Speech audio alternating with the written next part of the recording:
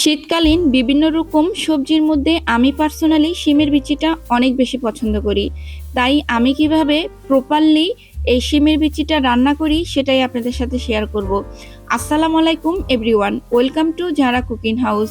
আমার আজকের রেসিপি শিমের বিচি দিয়ে ভীষণ মজার একটা কাতলা মাছের তরকারি। আমি সব সময় চেষ্টা করি রেগুলার রান্নাটা স্বাদে সেরা করে আর খুবই সহজভাবে আপনাদেরকে তৈরি করে দেখানোর জন্য, যাতে করে আপনারা প্রতিদিনের রান্নাটা খুবই সুন্দরভাবে পরিবারের সদস্যর কাছে প্রেজেন্ট করতে পারেন। আই হোপ প্রতিদিনের মতো আমার আজকের রেসিপিও আপনাদের ভালো লাগবে।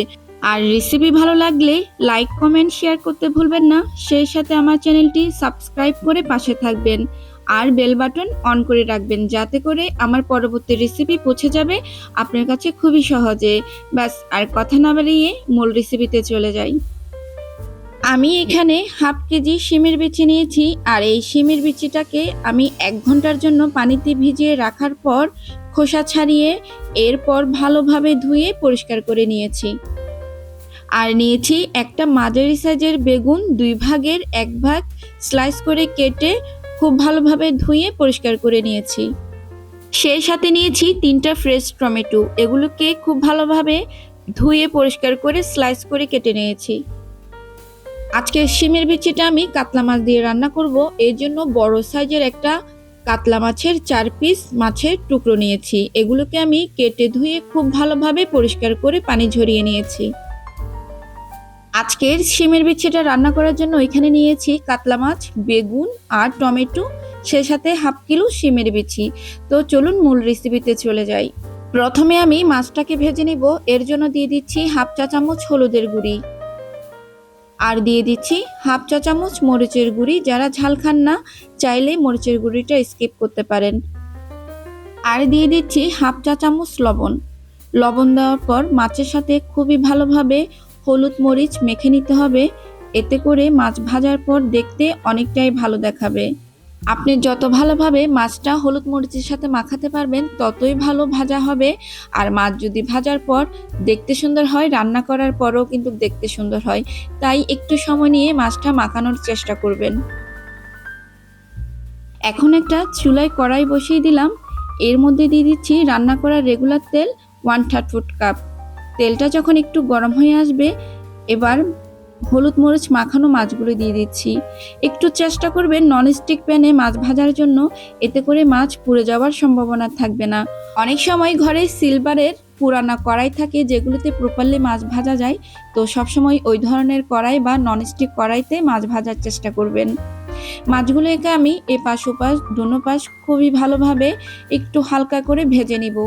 তেমন একটা কড়া ভাজি করব না, কারণ যে কোনো রান্নার মাছ কড়া ভাজি করলে বা একটু শক্ত করে ভাজি করলে খেতে ভালো লাগে না। মাছের তরকারির স্বাদ এবং সৌন্দর্য দুটোটাই কিন্তু নির্ভর করে মাছ ভাজার উপর। আপনি যত সুন্দর করে মাছটা ফ্রাই করতে পারবেন ততই কিন্তু সুন্দর আপনার তরকারির রঙটা হবে। তাই মাছ ভাজার সময় অবশ্যই খুব যত্ন সহকারে মাছগুলো ভাজার চেষ্টা করবেন। তো এখানে আমার মাছগুলো ভাজা শেষ হয়ে গেছে, দেখতে পাচ্ছেন কোন লেভেলের ভেজে নিয়েছি। এই পর্যায়ে হচ্ছে আমি চুলা থেকে তুলে নিচ্ছি। এখন মাছ ভাজা তেলে দিয়ে দিচ্ছি হাফ কাপ পেঁয়াজ কুচি। চাইলে আপনি নতুন ফ্রেশ তেল দিয়েও তরকারি রান্না করতে পারেন, তবে আমার কাছে মনে হয় মাছ ভাজা তেল দিয়ে তরকারি রান্না করলে স্বাদ এবং রঙের কোনো হেরফের হয় না। তাই আমি সব সময় মাছ ভাজার তেল দিয়ে তরকারি রান্না করি। এখন পেঁয়াজগুলোকে বাদামি রং করে ভেজে নেব। পেঁয়াজটা অনেকটাই বাদামি রং হয়ে গেছে হলুদ মরিচ থাকার কারণে আগের থেকে, তাই বোঝা যাচ্ছে না। এখন বাকি মশলাগুলো এখানে অ্যাড করে দিব। দিয়ে দিচ্ছি 1 চা চামচ আদা বাটা আর দিয়ে দিচ্ছি 1 চা চামচ রসুন বাটা। এবার বাটা মশলাগুলোকে তেলের মাঝে পেঁয়াজের সাথে ভেজে নিব। এতে করে বাটা মশলার যে কাঁচা গন্ধ থাকে সেটা চলে যাবে আর খুব চমৎকার একটা ফ্লেভার বের হয়ে আসবে। বাটা মশলা অথবা পেঁয়াজ ভাজার সময় সবসময় চুলার হিটটা একটু মিডিয়াম করে রাখবেন, এতে করে মশলাগুলি পুড়ে যাওয়ার সম্ভাবনা থাকে না। এখন এখানে গুঁড়ো মশলা অ্যাড করে দিব।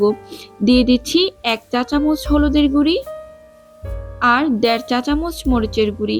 ঝালটা যার যার পছন্দ মতো আপনারা দিয়ে দিবেন। যদি ঝাল বেশি খান বেশি দিবেন, আর কম খেলে সেক্ষেত্রে কমিয়ে দিবেন। আর দিয়ে দিচ্ছি হাফ চা চামচ ধনিয়া গুঁড়ি। তারপর দিয়ে দিচ্ছি স্বাদ মতো লবণ। লবণ দেওয়ার সময় অবশ্যই চিন্তা ভাবনা করে দিবেন, যেহেতু মাছ ভাজার সময় লবণ ব্যবহার করা হয়েছে। এবার 1 মিনিটের মতো এগুলি তেলের সাথে ভেজে নিব। আর দিয়ে দিচ্ছি হাফ কাপ পানি। পানি দিয়ে আমি 5 মিনিটের মতো মশলাগুলোকে খুব ভালোভাবে কষিয়ে নেব। মশলাটা যখন খুব ভালোভাবে কষানো হয়ে গেছে, এই পর্যায়ে দিয়ে দিচ্ছি বেগুন।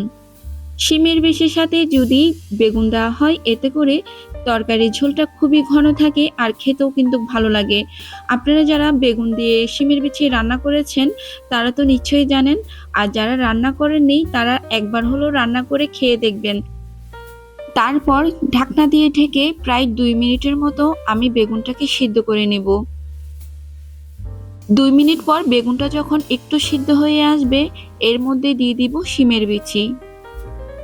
শিমের বিচি দেওয়ার পর মশলার সাথে নেড়েচেড়ে 5 মিনিটের মতো এটাকে ভেজে নিব, যাতে করে কাঁচা গন্ধটা চলে যায়।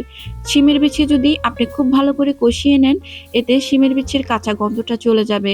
আমি প্রায় 2 মিনিটের মতো ঢাকনা দিয়ে ঢেকে শিমের বিচিটাকে একটু কষিয়ে নিয়েছি, এতে করে শিমের বিচির যে বাজে একটা স্মেল থাকে কাঁচা, সেটা চলে যাবে।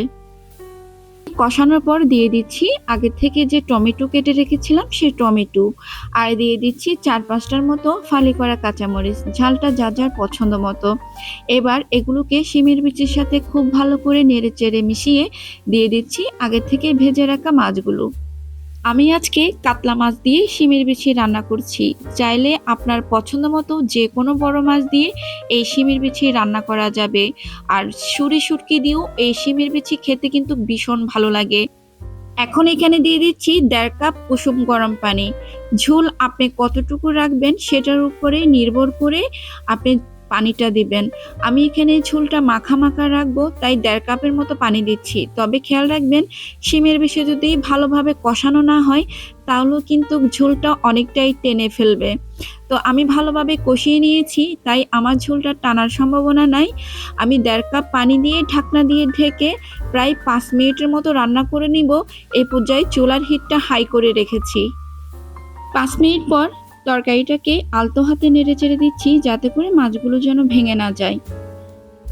আর শিমের বিচিগুলো একেবারে ফ্রেশ ছিল, তাই রান্না করতেও তেমন একটা সময় লাগেনি।